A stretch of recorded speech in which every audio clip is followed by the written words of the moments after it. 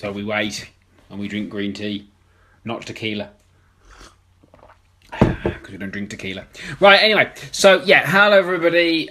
Wet Monday after half term. Rock and roll. Hope everyone's feeling great and feeling happy and joyful. Remember, exercise is a good stress reliever, and so is eating well. So, yeah. Right. So, anyway, thanks to social media, interwebnet, email, and all the other sources of information we've got now, we get bombarded with this information.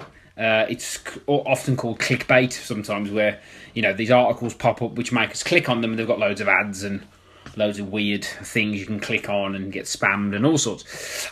So I actually saw one on MSN Health when I was looking at my bits and bobs, and it was tequila is linked to weight loss. So tequila is linked to weight loss, which I thought was quite interesting. And I obviously gravitated towards this because I always like to get the information, the detail behind the headline, because it's a bit like red wine is good for you, and then someone starts drinking a bottle a night, or cashew nuts are low in sugar, so people eat massive bags full, or so on. Nuts are healthy, so they start eating a 400-gram portion of almonds. A couple of thousand calories. Anyway, so I saw this article about tequila being linked to weight loss, and as normal, one of the perpetrators of this headline was the Daily Fail. So the Daily Mail had this one on, and once you read the article and got into a bit of detail on it, it was talking about these things called algavins or something, or algarvins or something, which are the same thing that agave syrup's made from, which is like that sugar substitute. And it was saying that these can help lower blood sugar. It's very fibrous, so it can help you stay full. So I butchered that a little bit, but the point was basically saying that it contains something that is fibrous and can help you stay full and lower blood sugar. But it was saying that the tequila has got this in. And in the same article, it also said, but bearing in mind that too much alcohol can make you fat. So it was like, okay, thanks. So what it was designed to do was to get you to read the article. Because obviously some people will watch this video and go, what? Past the desperados, let's get thin. Some people will obviously watch that and or read the headline and go, oh, really? The lesson, I suppose, with all of this stuff, and I wrote an email about this as well, is that there is a lot of conflicting information out there, and a lot of it is absurd, and obviously we can read that and go, that's a bit absurd.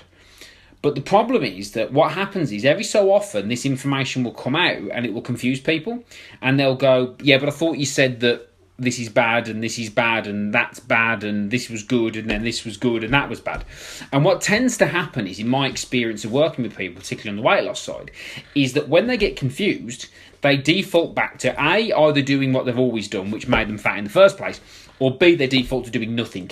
They just go, well, this is all too confusing, I'm not doing anything, which doesn't help anyone. So I think you've got to learn to be able to have a bit of humour around these headlines about, oh my God, this is okay and that's okay, when really, when you read it, you've got to say, well, actually, it's not really. Now, most people watching this video, I'm sure, would sort of be clever enough to go, yeah, tequila's not really going to help you lose weight.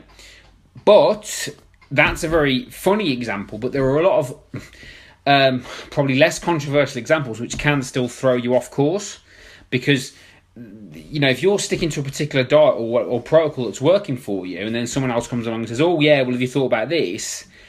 And it's working for you, it can confuse you, it can knock you off track. So you've got to be careful that you don't allow your common sense to be taken away from you.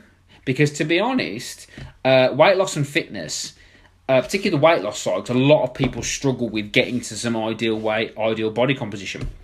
That side of it's actually quite simple when you've got the right system. And the problem is we bounce around and we get confused rather than just sticking to this simple system that allows us to do it. And the truth is, a lot of sort of what I teach and a lot of what proper coaches teach, and I don't mean people trying to sell you God knows what supplements and bloody hell what. I mean people who actually got a vested interest in seeing you succeed. It's pretty much common sense, really, in terms of what you should be eating and what you shouldn't be eating. If you're eating a primarily real food diet and you're tracking your food intake, you'll do all right. You know, if you're going, well, I'm tracking my food intake, but I'm eating 1,000 calories of junk, and I feel ill, I'm tired, I'm always hungry, then there's common sense there that says, well, actually, this perhaps isn't working for me, even though it's, you know, it's something that I quite enjoy doing. It's clearly not working for me. So when you see things like this, the key important message is to remember, don't let your common sense be taken. Don't be swept away by some nonsense and allow your common sense to be taken away. I see it all the time. A classic one at the moment is fad diets, the fad stuff, the starvation diet, the 1 meal a day or whatever. I see a lot of that. And the truth is, common sense says you can't stick to it. So common sense would say, what happens when you come off it? Well, you're going to put all the weight back on again. And you might think, oh, I'm different, fingers crossed. But chances are, you're going to put the weight back on again. So the message today is you are allowed to use common sense. Make sure you take most things with a pinch of salt. And make sure when you take it with a pinch of salt, you don't have the tequila afterwards. Happy Monday.